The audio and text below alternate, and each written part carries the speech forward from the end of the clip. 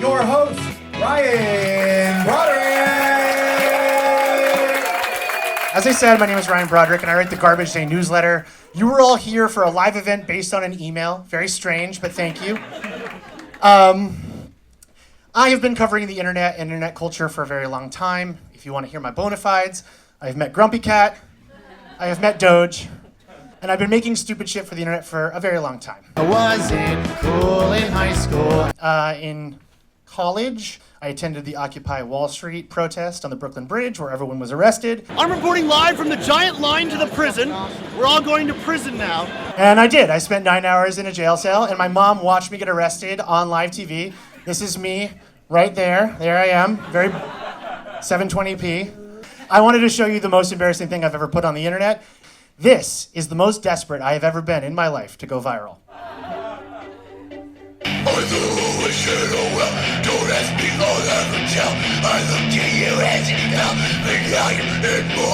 That's enough of that.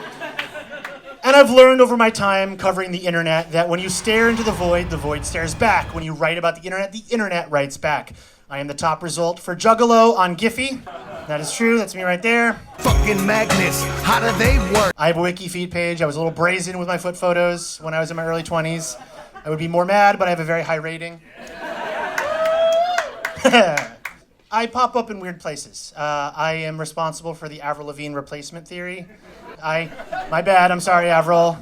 And the weirdest thing that's ever happened to me on the internet was in 2020 when I discovered that I was being used for a Chinese e-store to sell those hair bibs that people were cutting their hair with during the pandemic. I did some digging and it turns out I was selling sunglasses. I was selling face masks on a Mexican Instagram page. And my name was Giovanna Hearn and I was a manager at Chicago Publishing Company. After some research, I discovered that I had gone viral in China and become the top result for the Mandarin term white guy on Chinese social networks. But the internet is a very different place now in 2026. For instance, we have Clavicular now. If you've never heard of Clavicular, he recently discovered that jester maxing at the club was the new meta. If you don't know what that means, Clavicular is a 20-year-old looks maxer who hits himself in the face with a hammer and smokes crystal meth. And Clavicular went viral a few months ago when he went down to Miami to hang out with the cast of Louis Theroux's Manosphere documentary. So this is Andrew Tate, Nick Fuentes, Myron Gaines, Tristan Tate, Sneeko, and the other guy. Stings, huh? You seem upset by it. And they rode around in limos listening to Hail Hitler by Kanye West and just sort of live streaming and mogging each other. And it got a little bit of attention, but things really heated up for Clavicular when he went from Miami to Arizona. While in Arizona, Clavicular was brutally frame-mogged by the ASU frat leader. I stopped gymming.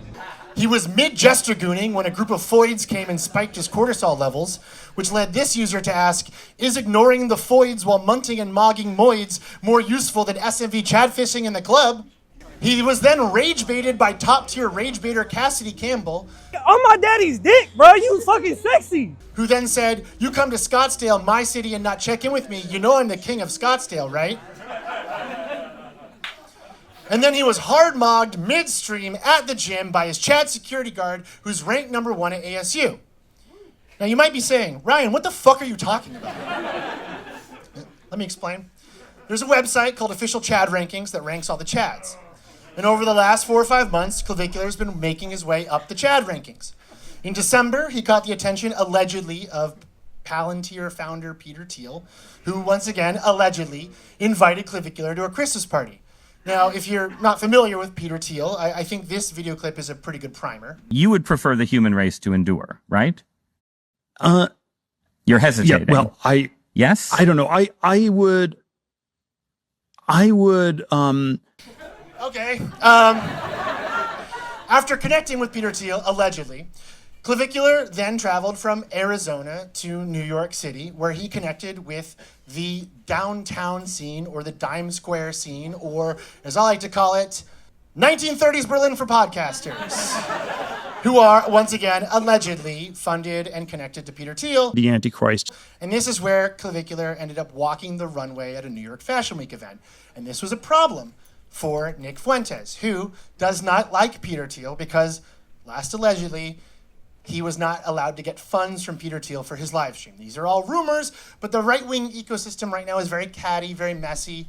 And I tried to write about this in Garbage Day. I wrote, Clavicular does not appear to understand any of this, though, because he is 20 years old and extremely stupid.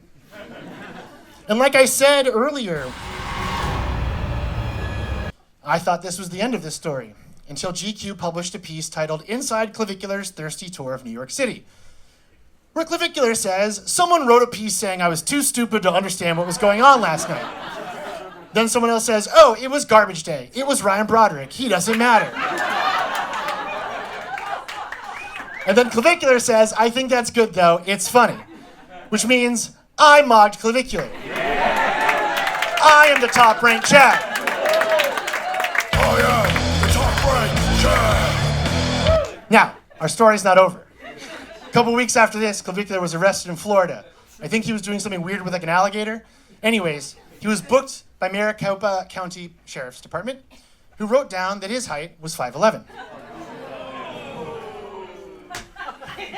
Well, that's important because he's been going around telling everyone he's 6'2", which means not only did I mock Clavicular in GQ, I am also taller than Clavicular.